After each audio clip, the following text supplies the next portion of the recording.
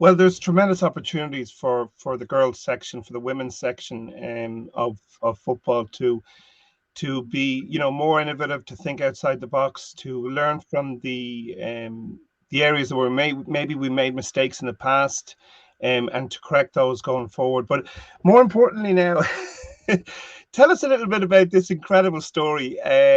You know, um, I'm trying to get my head around it, but it sounds like an absolutely incredible year. Tell us about it.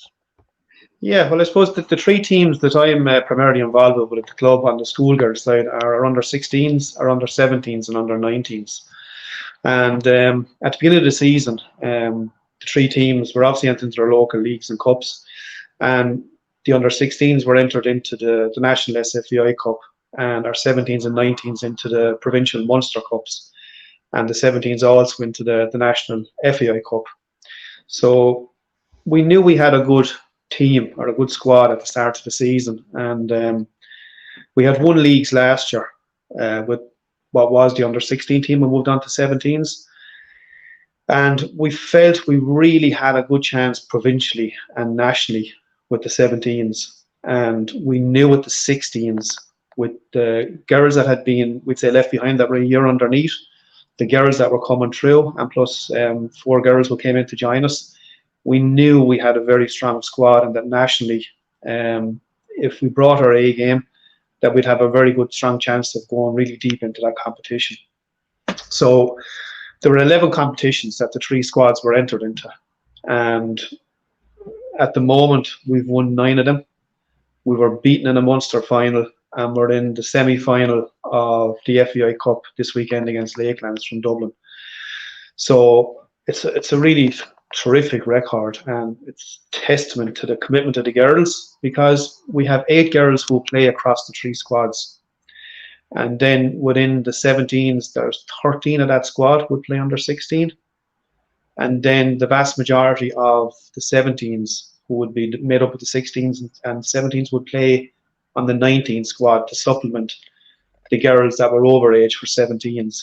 And with the 19s at the start of the season, if we were to rely on girls up on the age, we wouldn't have had a squad. So we wanted to give them an avenue, that they weren't just going away, because within Waterford, the senior ladies is a summer league.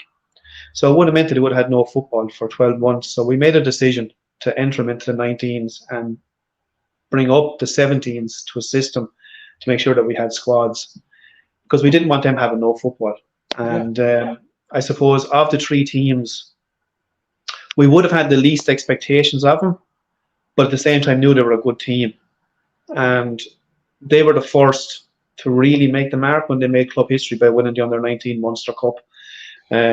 We hadn't won a Munster Cup since 2012, when our boys' youth team had won it. So for the girls to do it 11 years on was brilliant.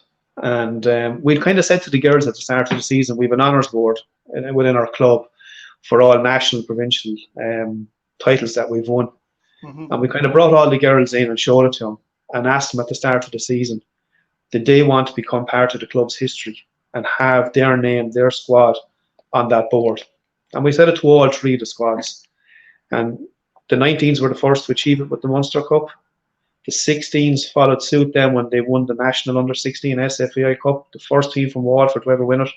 Only the 4th boys or girls from our league to win that national trophy, which was just an unbelievable day when we won that in Terryland Park, because it was like a powder keg explosion when that final whistle went, with the emotion of it all, because we'd known how hard the girls had worked all year to reach it and to do what they done.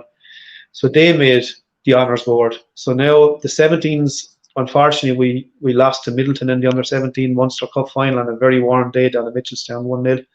What was a brilliant game that could have gone either way. Unfortunately, Middleton got a fantastic goal to beat us. But the girls have a chance to rectify that now in the National Cup. They're playing Lakelands in Dublin, in Rathfarnham, on Saturday. And then, please God, they'll have the final to look forward to in the middle of August. But whether they do or not, they've had a fantastic season themselves. They've done the local League and Cup double, winning every game. So it's just so positive what they've done. They've played 50 competitive games across the three teams this season.